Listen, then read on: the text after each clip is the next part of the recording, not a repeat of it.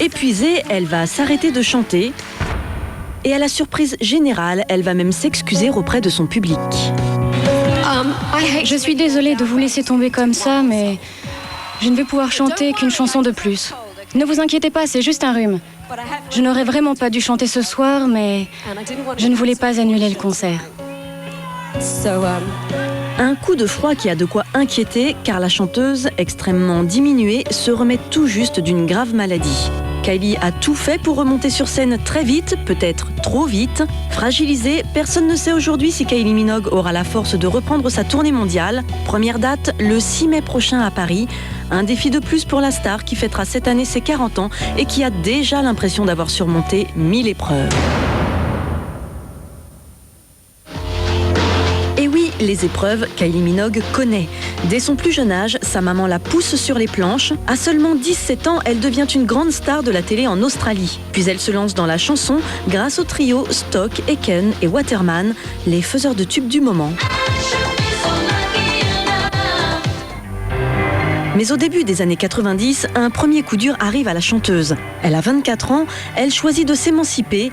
Elle veut se détacher de cette image de petite blonde naïve à laquelle ses producteurs l'ont cantonnée. Mais Kylie ne trouve pas sa voix et propose une musique sans grand intérêt. Le succès ne suit plus, Kylie est dépassée par les vedettes plus rock de l'époque, comme Alanis Morissette ou Sheryl Crow. C'est l'époque où les filles se rebellent et son image trop lisse lui fait du tort. Le public l'oublie. Pire, c'est à cette période qu'elle perd brutalement son amour de jeunesse, un homme dont elle est éperdument amoureuse. Michael Hutchence, le chanteur d'In-Excess, se suicide. Le monde s'écroule pour cette gamine de 25 ans. Il ne lui reste que sa carrière. Elle va tout donner, comme si sa vie en dépendait. Alors pour revenir, elle va d'abord utiliser à la perfection un concept vieux comme le monde, la sexy attitude. Regardez-la à 18 ans dans ses jolies robes de petite fille sage. À 30 ans, Kylie est jolie, elle a de belles formes et elle en profite. Ce simple petit short doré va relancer sa carrière. Le premier jour de tournage, je n'avais pas remarqué que la caméra était si proche. Je suis restée toute la matinée cachée dans mon peignoir. Mais bon, après 2 jours, je leur ai dit « Allez, vous voulez quoi ? Dites-moi et je le fais. » Mais le petit short, ça ne fait pas tout. Il faut aussi la bonne chanson. Kylie fera son retour avec quelques notes dont tout le monde se souvient encore.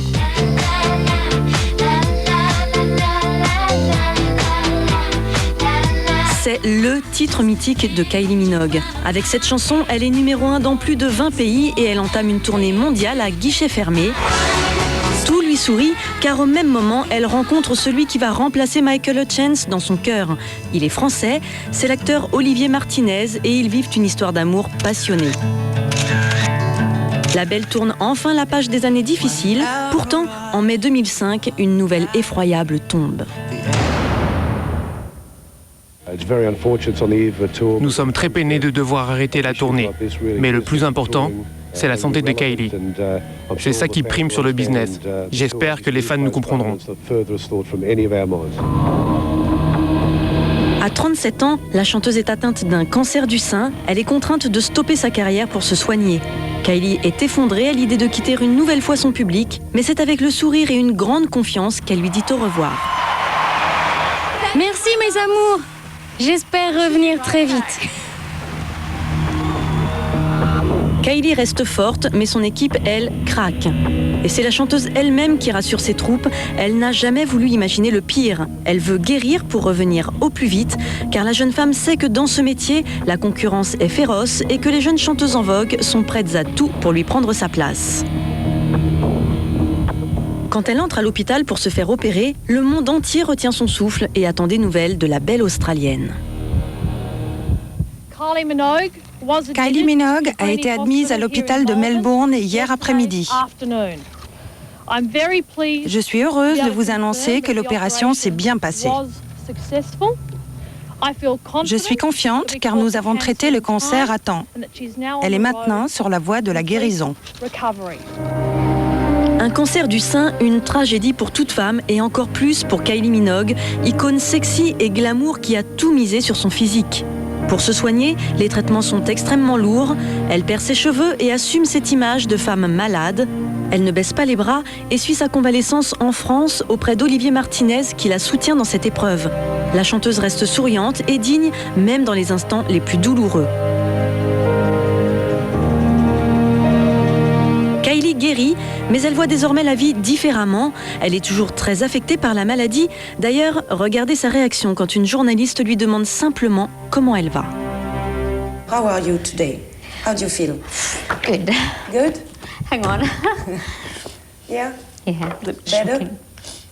I'm sorry. I didn't want to. Okay? You want to stop okay. it now? Go. No, it's okay. I got myself. I'm back. Okay. Ça va. Yeah. Yeah. Kylie revient de loin, elle sait que tout peut s'arrêter très vite, alors elle enchaîne. Un nouvel album, un parfum, des livres pour enfants et même une collection de linge de maison. Elle ne s'accorde que très peu de repos. Mais son objectif principal, c'est la scène. La chanteuse veut à tout prix retrouver son public, même contre l'avis de ses médecins. Ce public qu'elle avait dû abandonner en pleine gloire. Oh, ça y est, chérie, c'est notre tour!